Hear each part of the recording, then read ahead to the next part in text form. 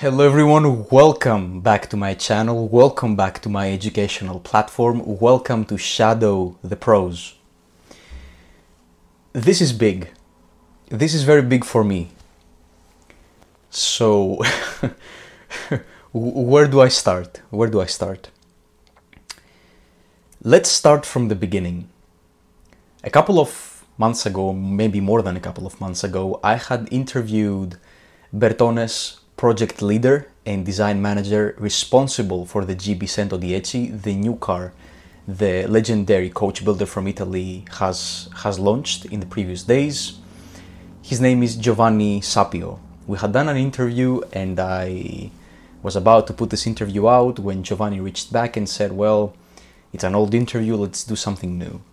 Well, thereafter I said to Giovanni, I am trying to actually secure my first face-to-face automotive interview. It would be an honor and pleasure if I was able to travel to your location and have the interview on site. And he said, well, we are actually launching the Bertone GB110 or Bertone GB110 at Top Marques, one of the most prominent supercar shows on the planet, in Monaco, in Monte Carlo, in France, this summer. And you can come by, you can travel to our location, and we can have the interview there if you want to, in our booth. I immediately said yes, and I traveled to Monte Carlo with my brother. I sat down with Andrea Mocellin, who is the lead designer of the GB110, and Giovanni Sapio, as I said, project leader and design manager.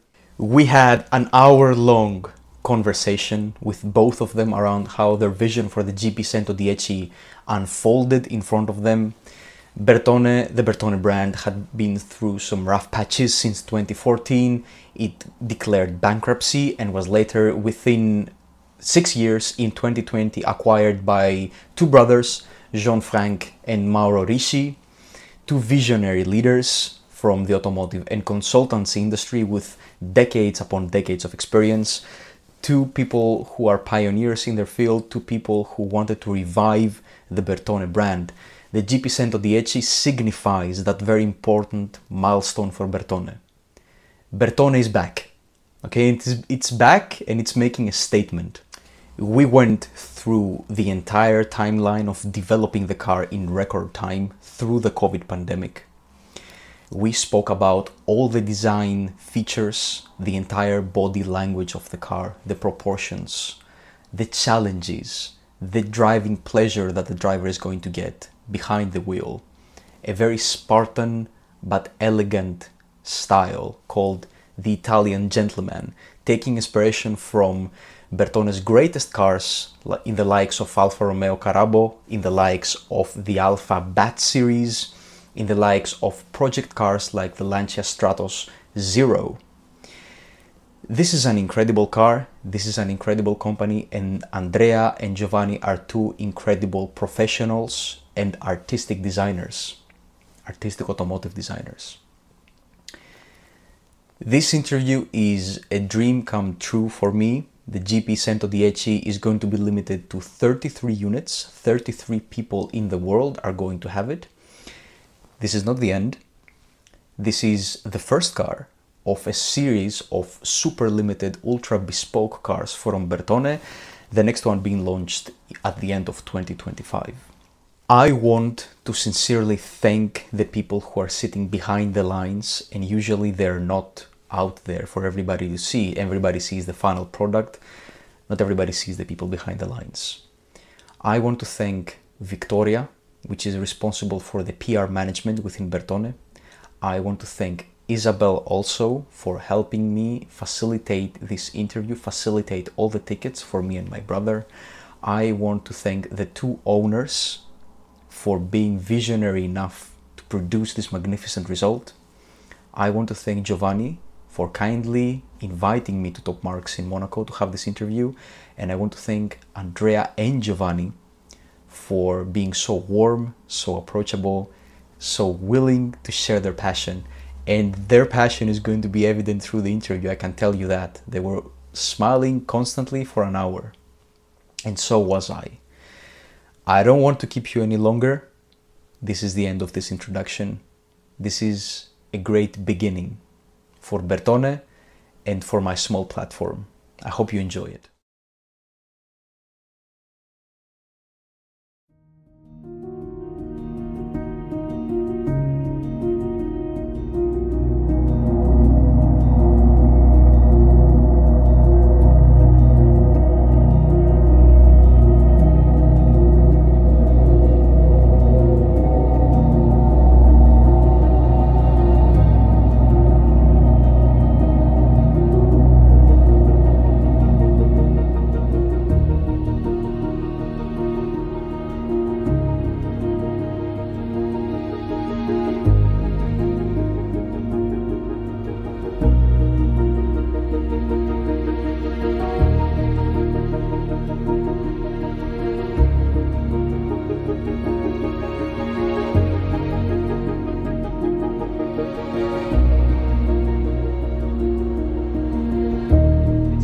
I think it is a great moment for Bertone. It is a great moment for you. Thank you. Thanks to you. Thanks to you, and welcome to the stand of Bertone.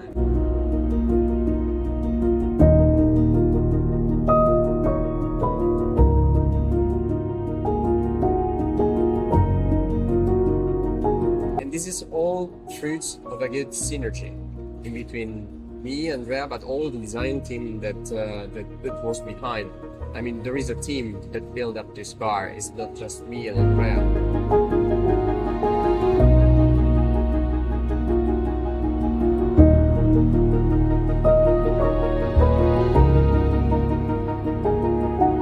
So the idea was really to tailor the car around those aspects, and then basically the line that is wrapping from the back is also cutting completely the door on the side, and then basically sculpturing what is the outtake coming from the front. Of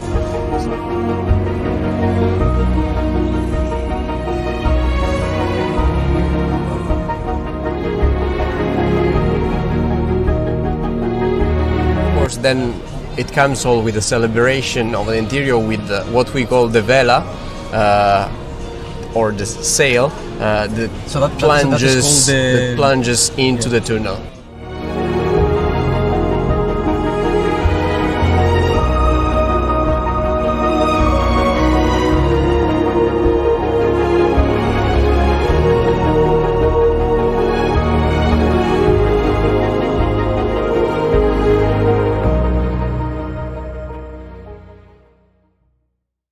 Hello everyone, welcome to my channel.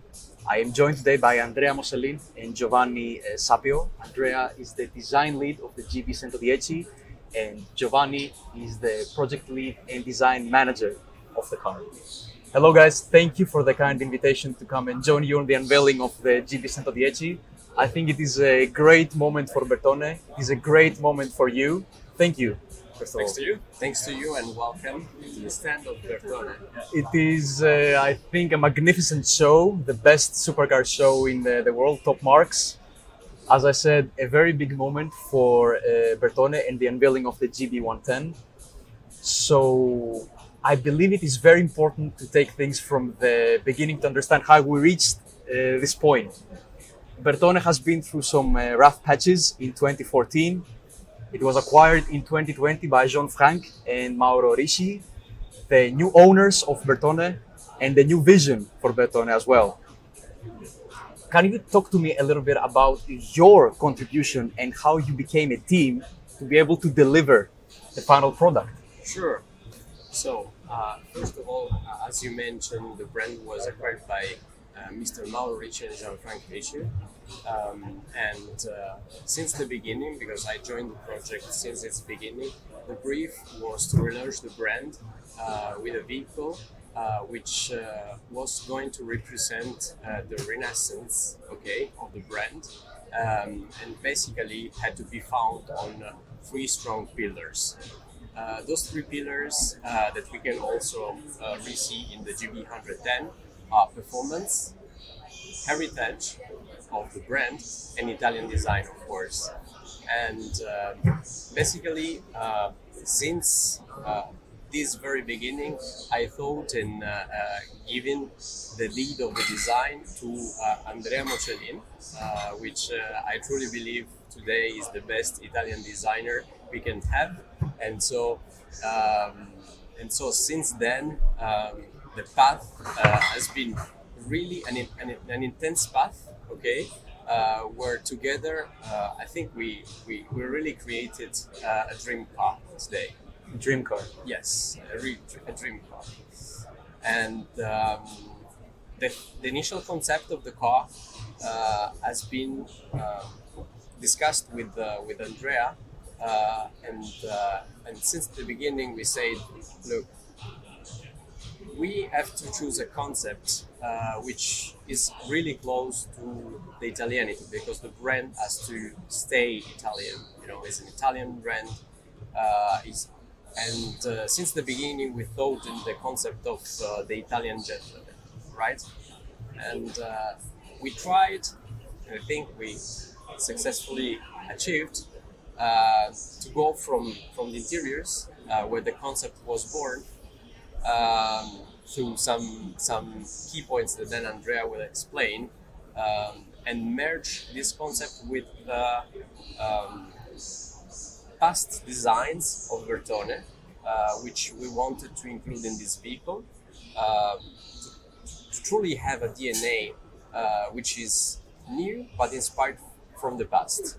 And in particular, what we said in the beginning was, let's merge like the soft surfaces of Scaglione with the sharp edges of the Gandini era, and let's try to make something truly unique, okay, unseen, and also with a product with emotion. And so we did, and as well. So has been the design development, Italian design pillar, the powertrain, performance and powertrain. So we developed the powertrain, and we achieved with a biturbo to reach 1,124 horsepower. So we're talking about a 5.2 liter twin-turbo V10. Exactly. A very daring option for 2024 and onwards. It begs a lot of questions as well.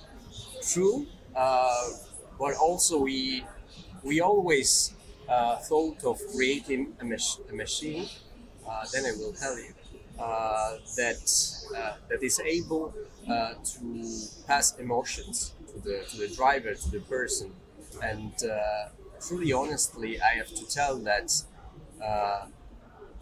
running this project for a little bit more than 2.5 years, and knowing all the details, since until 2 weeks ago when I didn't try the car, I believed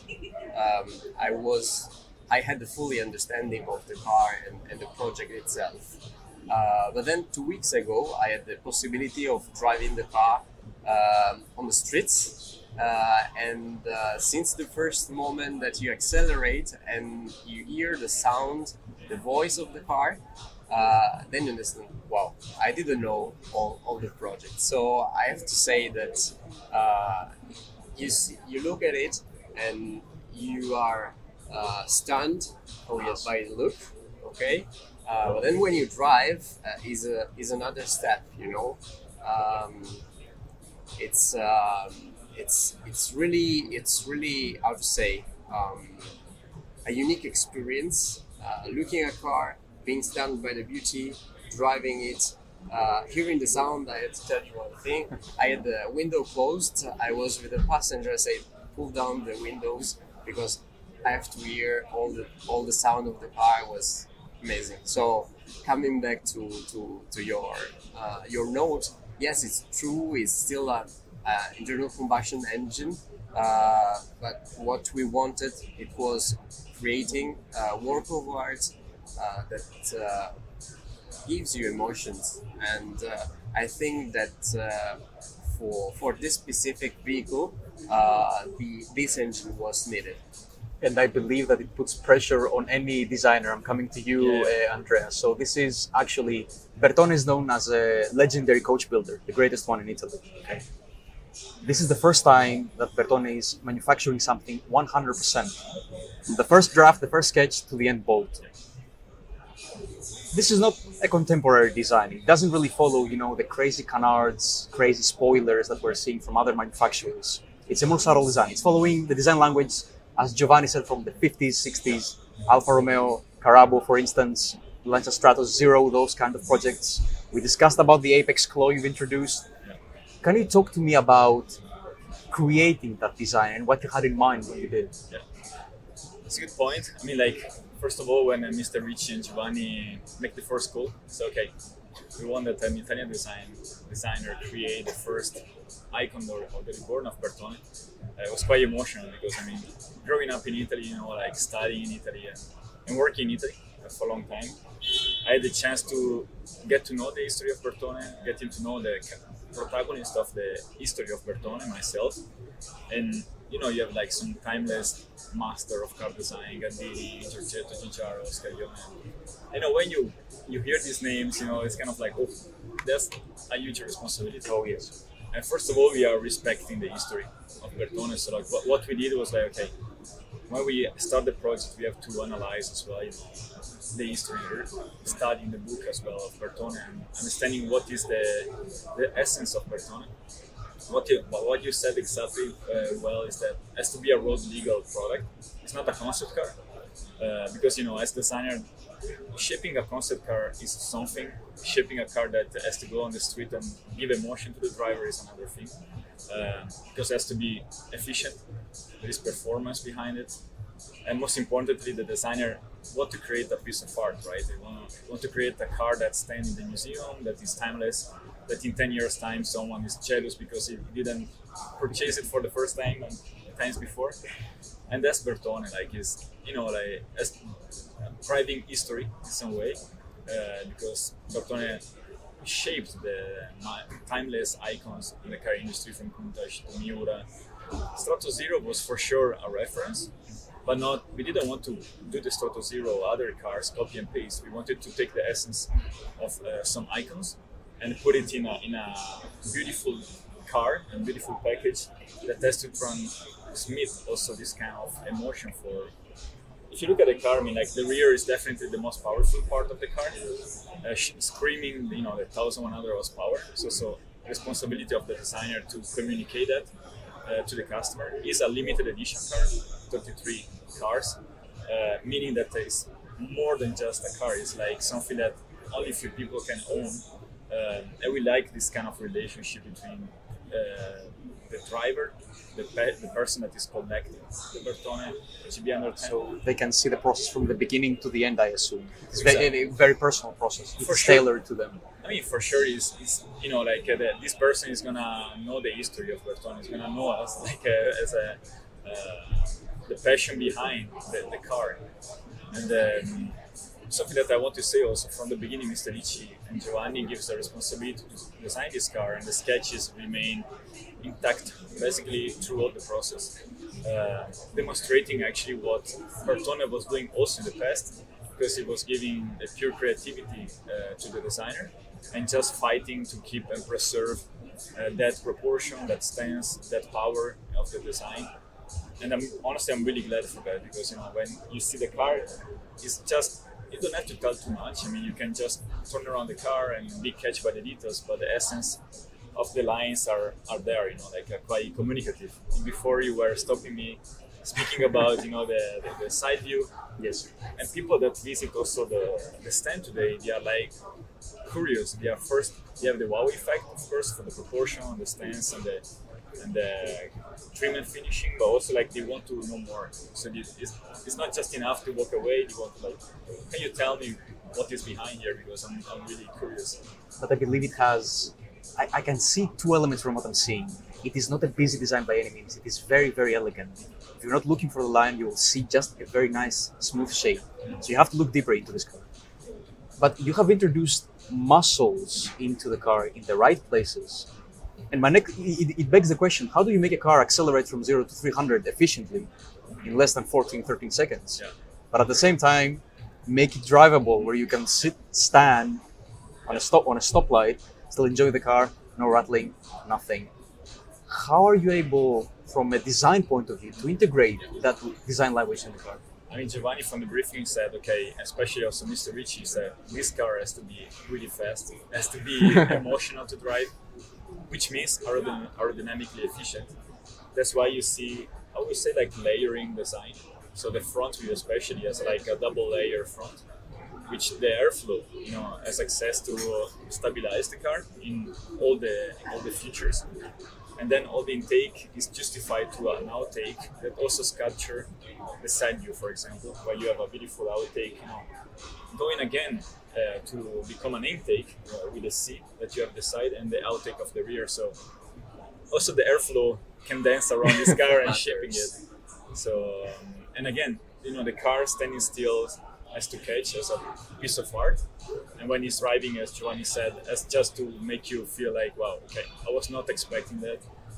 Sound, performance, exterior, interior, everything is like speaking the same language of emotions and passion. And then it's how we see cars. How we see not the cars just now, but what Bertone was seeing the cars in the past, and what we want to communicate to future generations. Doing cars that are just not living about the momentum, but they are like standing at the time. I believe it's crucial to say that when you have a great product, you need a great team behind it. And you need someone who is going to coordinate that team. So there is a lot of responsibility on your part as well.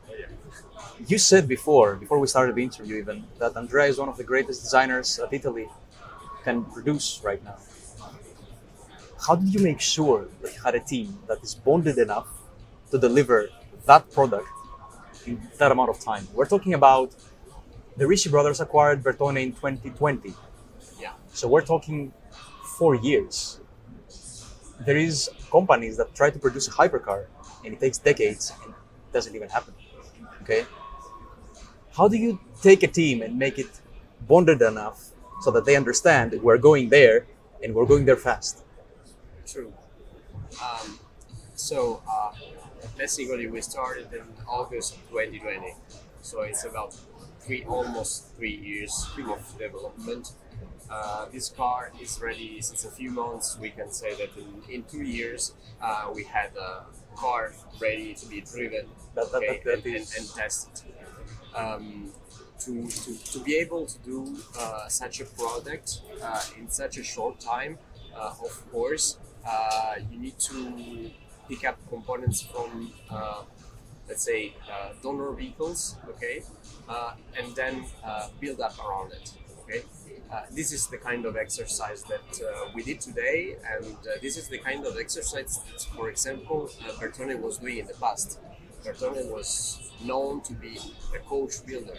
So different brands were trusting Bertone for giving them, as we call, their canvas. And Bertone was the artist who was making the bodywork on it. And so this is one detail that has been very important. We had a package from which start for, and that was our canvas. And today, and then you mentioned as well the team. Since the beginning, I thought about Andrea, and I think that today we made the right choice. Also because it's a kind of synergy that then during those years grow up, and this synergy in between project lead and designer was also really good to let the project flow from, let's say, all the technical issues that we were faced to be solved, because we said, okay, car is performance, the engine has to work, the airflow has to flow correctly, so I mean, design is influenced, the style of the car is influenced by the airflow, so decisions taken together, how we can grant that line to be nice shape in the way to catch more airflow in the side, or to lift more the diffuser in order to grant airflow behind the car to be proper and deliver the right performance, you know. And this is all fruits of a good synergy in between me, Andrea, but all the design team that was behind. I mean, there is a team that built up this car. It's not just me and Andrea. And even in the team, I can say that what made the difference was the when you speak about Bertone, I mean, for me, it goes until emotions. It's a brand that deserves more than what had in the last years, you know. And different people in the team understood it, and I think that this was giving enough motivation to be pushing, you know, to get the best out of it. We can think about the 3D model that worked with us, the engineer that worked with us, and even there were different colleagues or suppliers which in the past worked at Bertone, and when when we met them, and again back on a Bertone project, they were like really emotional. They were really like telling also their past in Bertone, and this is what makes this product unique, because it's not just a fruit of one sketch. It's not just the fruit of a designer. It's not just like the result of my work. No, it's the result of a team which was interconnected by one objective, you know, and the word, the trademark Bertone has this characteristic to be such strong, you know. Yesterday we met Barbara Bertone, which is the daughter, one of the daughters of Lucio Bertone, and Lucio was a true genius, okay? And what we're trying to also do with this product is to continue that legacy.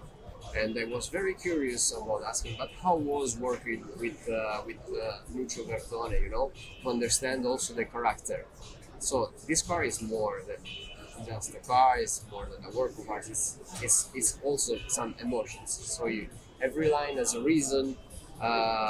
We can go back and discuss about every line, how we decided, how the other people influenced the different choices. So I will say that to come back to your last question, is the harmony and the rhythm that create the yes, the Bertone, but it is kind of a motivation, you know. It is kind of an objective to bring back Bertone. You know, Bertone is back. This was our motto in the true beginning in 2022 when we first showed the GB110 digitally. I assume, first of all, what I want to say is that it really shows how much you invested into this project, because you went away and you spoke with Barbara, but you asked how Lucio was working, how was it working with them. So it is not only that you're trying to deliver a great product, you are trying to deliver the product with the same mindset the creators or successors of Giovanni Bertone wanted to do it. So you don't want to sit here as Giovanni Sapio and design something of your own. You really, and Andrea, you don't want to do something of your own. You want to delve deep and make it the same way Giovanni Bertone would make it. I've never heard this before from a designer, and I have done a lot of interviews. I've never heard this before. I think it is very important, and I think it would be lovely to go back and start discussing about the lines of the vehicle. Before doing that, though, I want to mention something else. In an era of electrification, we discussed this before, Andrea. Everybody's going electrification. We even have supercars in the likes of Rimac Nevera going full electric. You decided to go for something that is not NA, it is forced induction. There's no electric motors. How would going electric interfere with your design language? Would it ruin what we see here? It's completely different. I mean, like we were mentioning today that something interesting happening for the famous coachbuilder of Italy, Pininfarina, Bertone, Segato, and so on. I think it's important that everyone is doing has different mission, is doing different product in a different way. Of course, if this car is electric, you have to think about how can you screen that. Of course, in terms of proportion, you have to think about the battery, you have to think about the performance, how you sit inside the car. It's changing completely the packaging of the car. This car, of course, has to screen the power. That is also changing the way you have to break the volumes. Also in terms of acceleration, how you drive it, the sound. So how can you also explain that this car has an amazing sound? You have to want to hear it. And that's why also ideally the rear is sculptured around that concept, right? Because electric car, it's a completely different way to also cooling down the batteries and engines and so on. So the architecture is different. It's like if you say you want to build a villa or a skyscraper or a completely different typology of house. This car has to show that technology. We are also partnering with different companies. Select fuel, especially that's using plastic waste to generate fuel, especially for the truck experience. So you want to also work in sustainability, but in a new way. We want to also create a product that is meant to stay in the history. Of course, if you think about electrification, it's really depending about the battery size that is continuing changing in time. Means that also the packaging of the car we always get sleeker and sleeker and sleeker. If you do the car today electric, means that in 10 years, you have to do again some important work on the architecture. Then it's becoming automatically a different car. So this car can stay forever like that, I say, because it's using a technology that is more accessible in some way, especially for car collectors. They are used to this kind of technology. They love the rawness of this technology, and then change how you design the car. Of course, Mr. Ricci has a clear message on that. So the rear was screaming power, and the front was screaming elegance and subtle, surfaces that create more this jeweler effect, piece of art effect. But it works. Sorry for interrupting. It works great together. It doesn't look like two different cars, even though the vision was to kind of look like two different cars. Yeah, you're right. I mean, we balance a lot of the elements. We try to also horizontalize, the back, so it's more playing on this kind of horizon line. On the front, of course, is more playing completely crossing vertical and horizon. And you see also when you drive the car in the street, as Giovanni said, you see it coming. You are really analyzing. It's looks almost is not real for how clean is the front and how intricate and sophisticated is the rear. And we want this kind of attachment to say, okay, I want to know more, to discover more. And every part of the car is giving you different emotions. The side view, the rear, the front, the top view, because it's such a low car that also the top view is really, really important. It's not an SUV, a crossover. So you have to sculpture the rear in the way that you also discover new element, new treatment, new way to emphasize also with the color paint, the surfacing, the ability of the 3D modelers as well to generate these surfaces, because it's a teamwork and everyone had their role in creating this ingredient and putting it together. So. It was important for you, I assume, also to not break the flowy lines, hence why the car is a hardtop. There's no intention of ever making it a GTS or a Targa top, right? I mean, we say never know, but at the moment, for sure, this product is born for living itself in the way it is today. Of course, when you speak about those products, you are breaking the lines, breaking the flow of the character lines. So this way, you have to rethink about how it will look like, and then it will need more loop of transition, more integration and rethinking of the architecture itself, because the car is growing around the side. The side is, when you study car design in Italy, you start working in the design house. You study, okay, if you don't know how to sketch the side view, you don't get a job here, and then you have to try and do this blueprint, full front, full rear, full side, top views. And honestly, I mean, when we design this car, I think we use this approach to say, okay, let's really focus on what makes the Italian car design recognizable. That is being forget on the time to of course the rush to make a 3D model to build something quickly, but you need to set up and study well this kind of views to let all the rest flowing. For the design to flow, as you mentioned, Giovanni, I think Bertone said this as well, the car has to combine the technology element as well. There's no way the company should not incorporate some kind of intriguing technology. You mentioned the partnership with Select Fuel, Andrea, so I want to come back to you, Giovanni, and ask you about how the decision was made, because the car can run on regular pump gas as well, correct? It doesn't only run on plastic fuel. How was the decision made?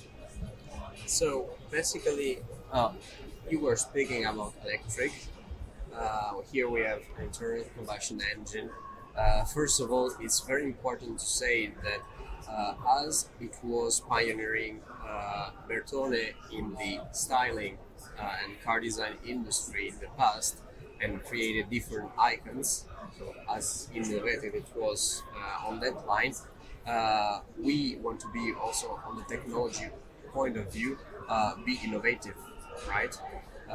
Of course, when you have to deliver a project in a certain time frame, you have to take some decisions which make this product be deliverable in that time frame. Okay.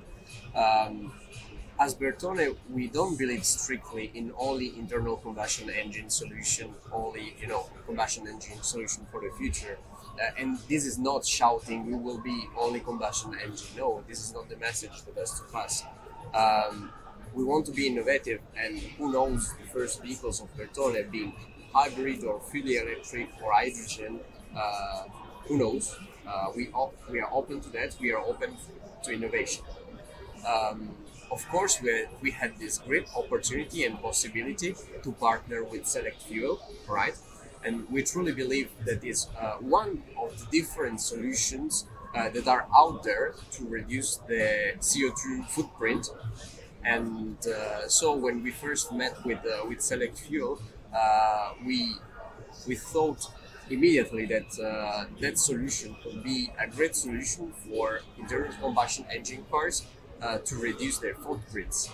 So this was, let's say, the motivation behind the choice of this fuel and the partnership that we have with them. It is, I believe, very important for an automaker to be open-minded to options, as you said, in order to streamline a design in 2 years. Yeah. I think we don't really pay attention to that amount of time. Yeah. 2 years is a record time. Yeah. I think it should go into the Guinness Book of Records as like from going from a draft piece of paper into a complete product, it's ready to be tested, ready to be driven. Yeah.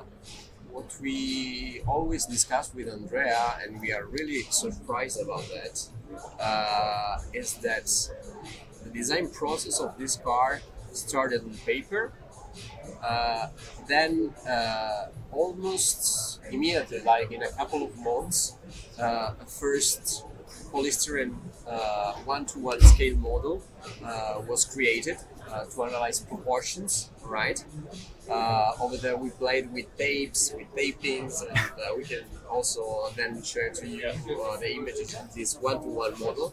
Was there a clay model as well? No, it was a white foam. White foam, and then only digital.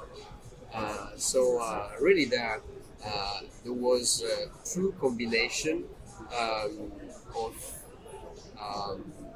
people who have a good eye in evaluating shapes, as Andrea, as the 3D modelers, to get to then just with one-to-one scale model and digital to get them to the final shapes. And then, I mean, on my side, I have to say also you have to be able to take the right decisions, but also take decisions immediately or with the right timing, because you have on a project with such a time frame, you have You have to be able to place different priorities on different aspects and elements, all right? And then to balance this priority with time. So it's, for me, like, it's seeing the project also like in like three-dimensional way, in order then to pick up the right decision fast when it's needed, or to leave the right time to the decision to go along the process to be able to see how this decision might influence other topics.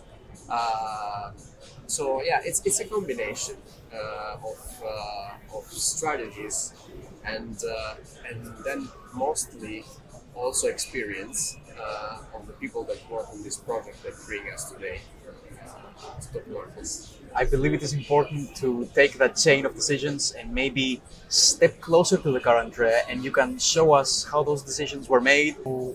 Here, I think this is the most dramatic angle from the side of the vehicle. For sure. We said we can see the apex claw here. Can you talk to me about the inspiration of that design that we can see here? So you have an intake that goes into an air filter in the engine. You have another intake that's for aero, I assume, because there's no spoiler. There's a very flowy line. Talk to me about that apex claw. How was it formed? I mean, like in the background we had before, the idea was not to copy and paste a vehicle, right? To do like the Status Zero tribute or replica or Carbo and so on, Miura. But the idea was like, how can we start from a character line coming from the history of Bertone? And of course, if you ask to all the passionate people following the Bertone history, they're gonna tell you, okay, Strato Zero was a game changer for us. And in terms of also like car designer education, you really like love that car. And what that car does is basically breaking the side in two lines, right? You have the C that is like catching the brancardo, so the lower part of the car, and the A pillar, and you have like a saddle line that is breaking the rear to the mid part of this character line. So the idea was really to tailor the car around those aspects, and then basically the line that is wrapping from the back is also cutting completely the door on the side, and then basically sculpturing what is the outtake coming from the front. So all these elements was basically the idea to sculpture something that is memorable. So even if you ask to someone that visits the booth today, is gonna probably be able to sketch this car in few lines, as basically the Italian car design was always educating and trying to advocate the design all around the world. Something that we, of course, we try to do to make it even more crystal clear is the chamfer that wrap around, which is constant in all the views. So even if you drive the car, for example, in the sunset or in the evening, you still see this character line, doesn't matter the time of the day. And the car is always recognizable from this character line in any view you drive. So the chamfer is literally for dramatic effect. Exactly. Like, I think here comes the Italian gentleman that Giovanni mentioned. Exactly. Yeah. And as far as the doors, I can see we have scissor doors here. Yeah. Not butterfly doors, not regular opening doors. Exactly. Yeah. Was it from the beginning the vision to have scissor doors? Yeah. I mean, like from the day one, basically the package was really clear. It was like, that's exactly the car we want, and then there's the technology we want to use also to access the vehicle. We want to create, a dramatic feeling also when the bonnet is open, when the two doors is open, because at the end of the day, also when you leave the car has to be always beautiful in any configuration you're setting up, and everything works like in a way that to create a romance, let's call it like that, of gestures. Also, when we open the door and everything is always creating this additional wow effect. And when you enter the car, you understand why it has that mechanism to showcase as well the door panel in carbon fiber, the line flowing on the door panel and catching the driver in this driver-oriented configuration, and then flowing on the exterior. So there is this idea to create a continuous flow, wrapping the car. And of course, it doesn't stop on the side. The front also is continuing this kind of philosophy. As mentioned before, from the briefing, the idea was to have the back aggressive, robust, and aero-driven in some way. You mentioned there is no spoiler, but thanks also about the mastering of the team, also Giovanni. The idea was that the aerodynamic was playing an extremely important role. That's why the C is functional.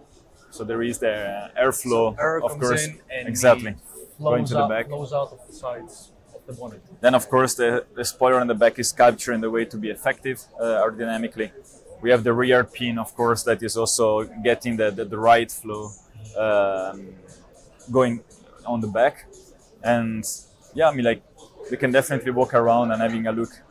We can talk wheels as well. So we have our 21 and 22 inch wheels. Yep. They're big wheels for this kind of vehicle. Very difficult to work with and make the design flow. How difficult was it to integrate 21 and 22s on this car? Yeah. I can let also Giovanni speak about that. So since the beginning was part of the brief, all right? Yes. As the back had to transmit power, also the wheels aspect was very important, and Mr. Ricci was very clear about wanting 21 and 22 inches on this car, also because it's kind of a trend. If you look at other manufacturers, yes, the trend is bigger wheels. I believe this is the only trend that that Bertone is following with the Sendo DH, correct? Yes, yes, it's a dimension. Yes. And let's say, of course, it is as well a challenge in terms of package. But in the end, we also first analyzed with Andrea how different sizes of rims were influencing the design. And it's true that it's a challenge, but we then get to understand that such dimensions, even being such big, then they were fitting currently in the design of the car, right? Mm-hmm. So they went also through testing. So we had different, we tried also 2021, 21, 22, before saying, okay, we go and we produce those rims. In the end, we saw that actually they were also working in terms of also vehicle dynamics. So we say, why not having on the car? It's like I just love this. I love the why nots of designers. They say, well, at the end of the day, you want it to look nice, to fill up the arches. You want it to look nice. You want it to look nice. It's also a dream of designers to have rims like the biggest rims possible, you know, and was. So I think also the design of those rims makes justice also with the two-tone layering, which is matching also the second color of the car, yeah, so they work. And you mentioned that as far as the color schemes, we have them on the table as well. They had to be paying tribute to the historic color schemes of Bertone. So everything that we are seeing on this vehicle pays tribute, correct? True, unless this color. We developed this color, and we call this color Grigio Rinascimento, which means gray renaissance, because it's the first vehicle which is relaunched by Bertone. And so we developed specifically this color, not looking at the past, let's say, of Bertone.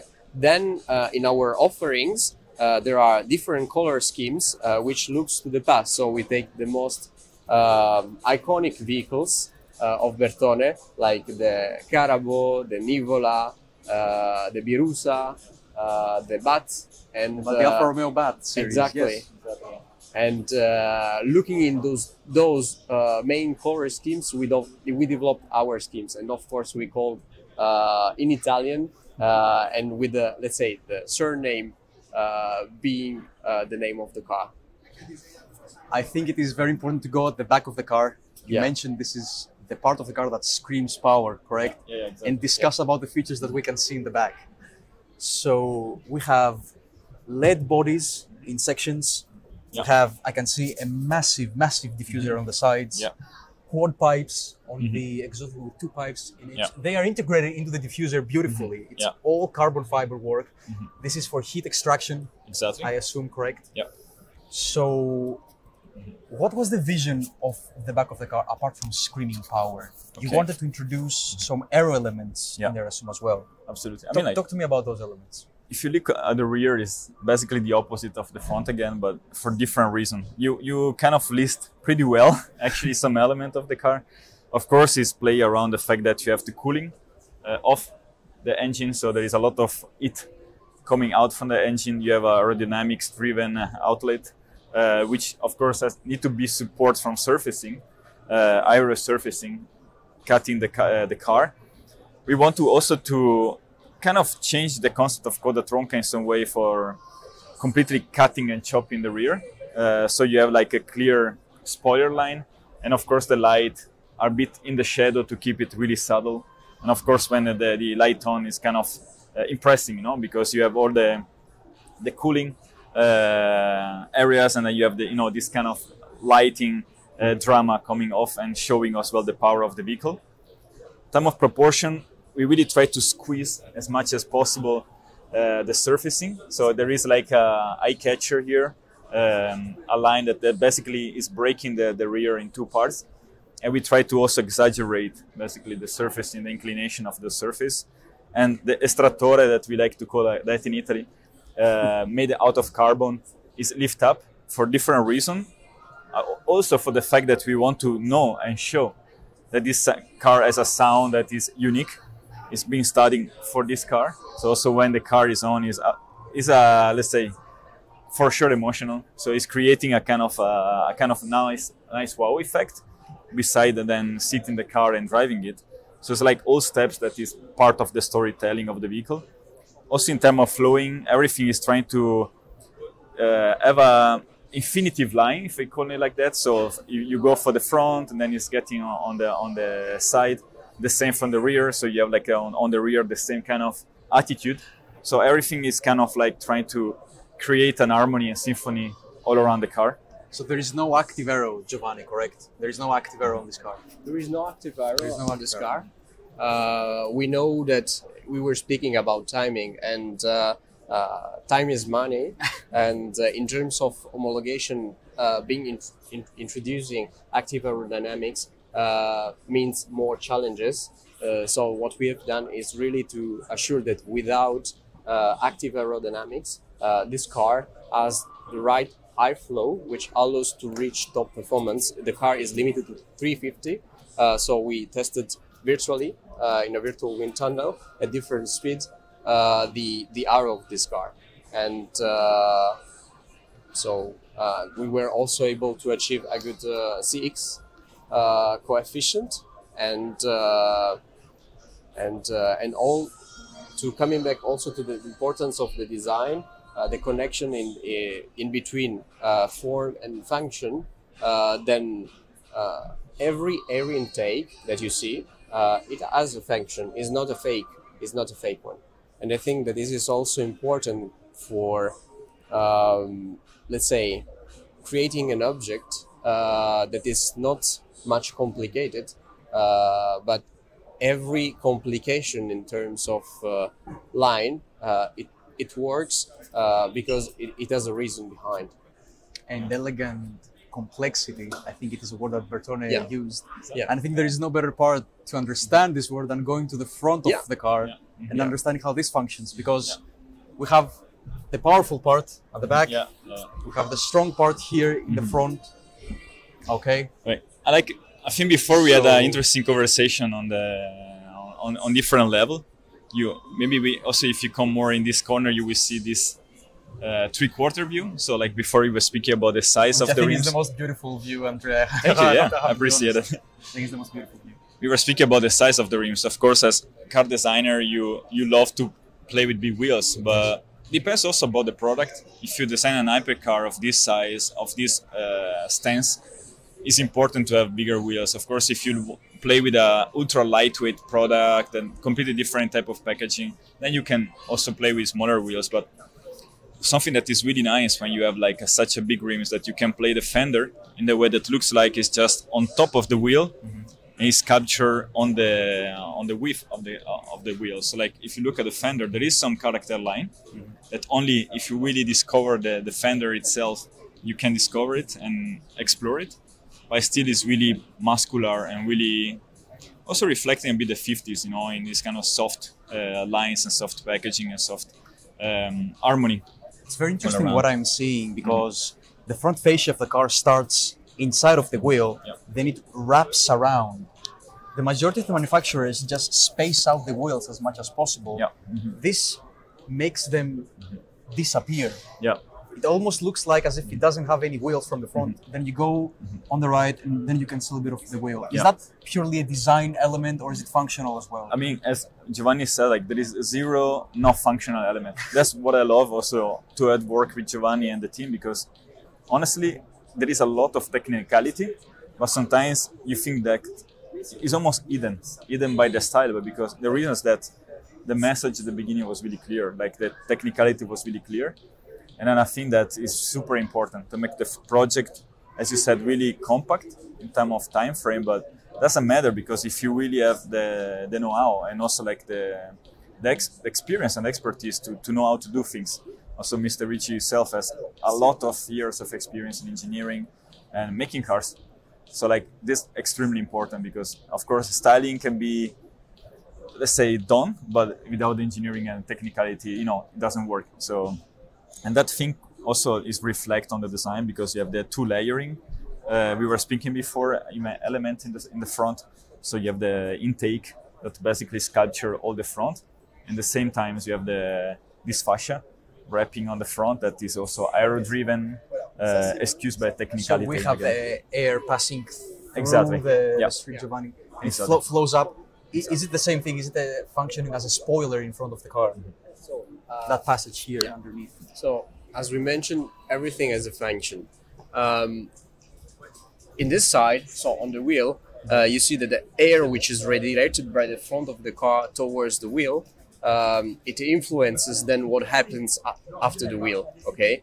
The wheel creates turbulence. So with the airflow passing through this channel, you decrease turbulence of the wheel, and then you assure also that the airflow stays attached after the wheel arch on the side of the car.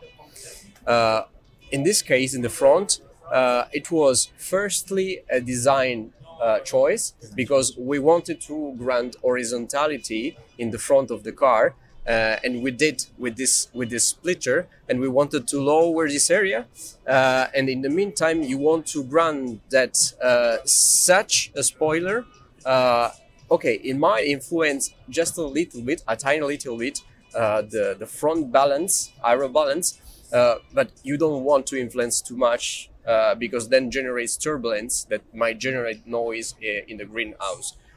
So in the end, we made it, and we did some simulations with different angles in the way that is not generating too much noise in terms of airflow.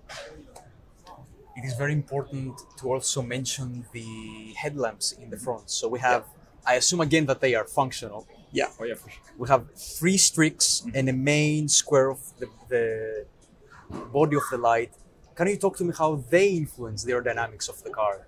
Yeah. Why did you choose that design? So basically, there we come again with like design choices and product choices integration in the car.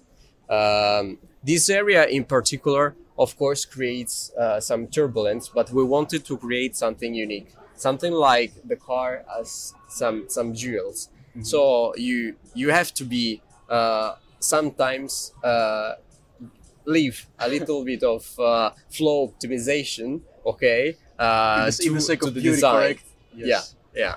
So this is mostly a design choice to leave them like jewel exposed. But of course, aerodynamically, if you would place a glass on top of them, of course you can improve aerodynamics. I think it's worth it to sacrifice a little bit of aerodynamics in the sake of beauty, correct? In the end, as we said in the beginning, first it has to be a work of art that works, okay, is optimized, but you have to be able all along the project to grant a balance. Mm-hmm. So there is times when you leave more space to the designer.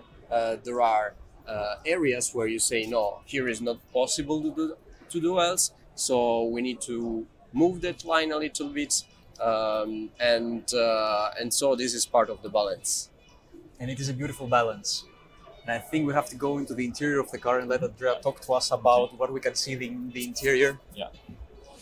So as you mentioned before, like why this opening, I think it speaks itself, right? It's really easy and it's welcoming you to enter the car. If you look at the interior, basically there is a main theme as well. So it's driver oriented as to be, because the car has to be born to drive, let's call it like that. So basically we have the main design element is the vela. The vela in Italian is a sailing. It's basically this gesture that you wrap, all the dashboard to the tunnel. So in the way that when you close the door, you feel like embraced inside the vehicle. It literally hugs you exactly, around the cockpit. So is it made tailored to every driver? So do you take a mold of every driver and the seat placement is molded to them? I mean, ideally not at the moment, but the idea is that basically we want to give to the driver, first of all, the driving experience that they want to have. So like more is almost a Formula One driver, just surrounded by carbon fiber. It's not aesthetics. The car is in carbon fiber. So it's also the door panels and the tunnel and the vela itself and the dashboard is in carbon fiber. So show technicality, but at the same time also emphasize the alu machine commands of the car. There is a reason behind it, because we almost inspired by nautical inspiration in terms of technology, because we like drivers like the click, when they like to turn on the car here, I'm turning on the car, It's not like screaming the digitalism transformation of the car interior, but want to be, again, timeless, want to be something analogic in terms of experiencing and having the feedbacks of the command. And then it's reflect in both sides in a symmetrical way. So the IP is symmetrical in that way. Of course, it's alu machine part also on the dashboard, and the leather, all made in Italy to, again, we are an Italian brand. We are proud about the craftsmanship that you can find in Italy. Also, by doing this car, you really learn how important it is to master craftsmanship, to make things. And we love this kind of storytelling process. Also, people working and how they tailor and they make things, Also in terms of modifying and tailoring on your demands. And interiors play around that. It doesn't need to be exactly like the exterior on the lines, but it has to be some environment, ambient, where you feel like you are driving something special. So it is like a costume, basically, a nice tailored suit that suits you, and only you can wear it. Exactly. Only you can look good in it. Yeah, we have different configurations. All the configurations giving exclusivity to the interior, based again from model of the past.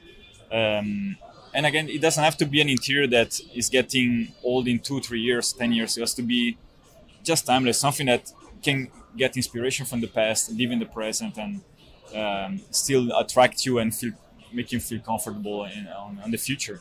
And when you sit inside, you add this feeling, because it's like, okay, I don't remember anything that is sculptured in this way. And when Giovanni was saying was driving it, it's creating you a mix of emotion between the sound, what that is outside, and what you see from the inside. It's just a journey, like between in the car industry, car design history. And if I may, can I sit inside and take a look at the interior of the vehicle? Mm-hmm. So, I mean, we can see here basically there is no screens. That's the first thing I see. No screens, just the main screen. There is nothing in the middle. That is so that the car stays timeless, correct? Yeah. So we don't have any screens. Technologically wise, there is the induction charging for the phone, of course, which allows you the magnetic charging, so the phone doesn't move. But of course, you have the screen for the. Like this. I have to be honest. Mm-hmm. It's effortless. So you just click this, and then it goes on its own on the back. Exactly. Yeah. It's effortless. I let also Giovanni maybe describe a bit more the component of the interior to get more the overview of that. Oh yes. Yes. So tell me what I can see. Basically, you have your media entertainments buttons. So you control everything from here, from exactly. the center console. Exactly. From there, then main commands are on the steering wheel. You can change driving way, driving mode, and then we integrated also some other functions in this lower area. of this jewel, because we are speaking about aluminium block. So it's a block of, it comes from an immense block of aluminium and is machined. Everything on the dash is one block Yes. of aluminium. Yes, exactly. This is like the thing, the other component that you find on the right side. Then you find aluminium details on the seat, all right? And of course, then it comes all with a celebration of the interior with what we call the vela, or the sail, that plunges into the tunnel. Yeah, and it has to be like a sculpture for us. It is Spartan in a beautiful way. So it is not a busy design that intrigues you to play with it. It begs you to drive it. It doesn't really want you to do anything else other than really drive it. There is nothing else to disturb your piece. Exactly. It is literally an incredible design. And so the tub is carbon fiber. Carbon fiber. The interior structure is carbon fiber that wraps around the entire dash. Yeah, everything. And the body of the car outside is carbon fiber. Correct? Everything is made of carbon fiber. In some parts we left visual carbon fiber, and in some parts it's then painted. But the customer, I assume, has the option to basically have a naked carbon fiber around the car. Would you offer that? Yes, we offer naked carbon fiber. It's of course of an additional cost, and we have in 3 variants: black, green, and blue. Blue carbon. I want to see that. Maybe somebody has optioned this already. It is a beautiful design. It is, as I said, it's very elegant. It feels effortless. I'm ready to drive away from the showroom, to be honest. But I think it's a good idea to go back and discuss how it feels for you and Andrea personally to be involved in this project, what it means for you as people. So we saw every single detail on this car. I think, as I said in the beginning, I think it's more solidified now. You have done a masterful job for the car, and I don't use those words lightly. Very focused, driven car. It combines a lot of elements that I thought were very difficult to incorporate. A lot of car brands, they have tried to incorporate those elements, and I think it is a very successful recipe delivered in 2 years. Okay, I will keep saying this, it's very important. I want to ask you what it feels to be involved in this project personally. So as Andrea, as Giovanni, what does it mean for you as a designer, as a project manager, to be leading this project? Andrea, you can start. I mean, of course, without Giovanni and Mr. Ricci, I won't be here speaking about the car. So first of all, it's like, I like to create this synergy, because also with Giovanni, I mean, we constantly share the passion. Well, it doesn't really matter the time of the day you speak about the car, that you want to make it happen how it is out today.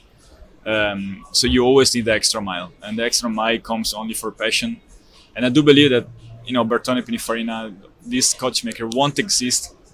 They didn't exist if there was not the passion of the founders or the people working on the company. Because you always work out of your comfort zone. Because you always have to do, things that you have to challenge. I mean, it's not normality. And then I think it's an honor, first of all. And of course, secondly, is that when you are into the project, you will create this kind of feeling of ownership as well, that help you to live every step, learning how the car is made, how it's assembled, and how it's aerodynamically efficient, powerful, and so on. And I think in some way reflect a bit, I believe, what the car master design was living when they had responsibility to design the Miura, the Countach Strato Zero. Also, we know stories about them behind the scene. The people were building that prototypes, how those prototypes was happening. It was happening because the time was sometimes short to develop the car, but that was giving opportunity as well to keep it intact, to don't have too many doubt or transformation or changes. And I believe that sometimes you need that, this kind of clear line. And of course, you need a really important contribution for the packaging, the technicality, as you mentioned before. Because without that, I think you can't shape a car that can be beautiful, but if it doesn't work, what's the sense? If you're driving it, it doesn't give you a good feeling, what is the sense? So I like to see this happening. And of course, Bertone, for me, again, when Giovanni and Mr. Ricci called me, I was like, okay, it feels like a dream. You know, I knew the history of Bertone. I knew what happened to Bertone before, so it was like kind of like a dream come true, if you want to tell in that kind of a cliche way, but it's true. And seeing it today again is emotional, because every time also we come back in the morning and you see it, it's like, wow, it happened. It's here. Even now, after 4 years, you still see it every single day. You feel the same. I really enjoy to run walk around, you know, speak with Giovanni, creating memories. Because I mean, it's also creating memories. We have a lot of stories to tell, and probably even not a book is enough. Yeah. But we have a lot of episodes, and part 2 is coming. Exactly, yeah, behind the history. But yeah, I mean, like definitely also working with Giovanni. You know, you bound in a way that you know what you can do and what he can do, what every part of the team can do, and then you just work to the same mission. Yeah. Would you say that this is a complete car? Is it the ultimate car for you? I think it's special because, you know, I think the first time in my career life, I had the chance to from a call with a briefing to see the car in a show and in the truck. You know, you can design commercial cars for sure. A lot of cars, though, those cars are manufacturing 100,000 of vehicles, but there's craftsmanship, there's mastering art. In the people that build the car, the people that engineer the car, and so on. So it's completely different. The attachment is more personal that you can have with any other car you design. And especially the level of quality that Mr. Ricci was asking was important, because without that level of quality, you can't justify the raison d'etre of this car. So all these things together make just thinking about, yeah, it's definitely the ultimate dream as a car designer, and it's a pleasure to add this honor. And yeah, I mean, as again, you can't stop just like emotionally walking around and exploring it more. Also for us that we worked on that car for with a lot of passion and time, it's just, you know, it's a pleasure to finally see it, you know, in here in the stand, and getting the appreciation of people telling the story behind it, and also for yourself enjoying this moment, and understand that it's reflecting by its design before telling how the design works. So it's a self-explanatory project, and the people want to know more the story because they are intrigued about what you see. So I think people are intrigued by a team that has invested very, very deep in delivering a product. Yeah, a product can be a product, and somebody sells it, and that's okay. Yeah, I think people are more interested when it becomes personal. I think this is personal to you and Giovanni. It is not just a car you make. Yeah, it is your car. Yeah, it is your brainchild. So I assume, Giovanni, you feel the same, correct? I resonate very much with what Andrea has said. It has been a path. It has been a challenge. It has been a path of growth and learning from all the people of the team. All right, because everyone of the team, every person of the team had something to say. Not always you were agreeing, but then there comes the moment when you have to trust also the right people of the team at the right moment, and of course it has been a path of learning, and this is the most important thing that I bring with me, and creating those memories with the different people, because then in the end what we said in the beginning then is a work of art that has to deliver also emotions to the final customer. So first thing is to place your emotion in what you're doing, your passion in what you're doing, to be able to push over boundaries and deliver something amazing. And we have to say that this is not the only car that Bertone is going to make. This is only the beginning. True. And this is going to continue. I assume all 33 units are sold, correct? Yes. So I'm sure you are already working, considering what you did in 2 years, on the next Super Series, maybe not. I think everybody's eyes are peeled on what you're doing. It draws a lot of attention. Yeah. The responsibility is high, stakes are high, but I believe you guys are extremely ready to deliver the next best project for Bertone. I want to thank you both for taking the time to talk to me. Thank you, Giovanni, for the invitation. You're welcome. It is a beautiful day here in Monte Carlo in Monaco. I believe you guys are going to be enjoying Monte Carlo as well. apart from delivering the 110. Thank you everybody for watching. Thank you very much. So Thank you. It's a pleasure. It's been a pleasure. It's a pleasure.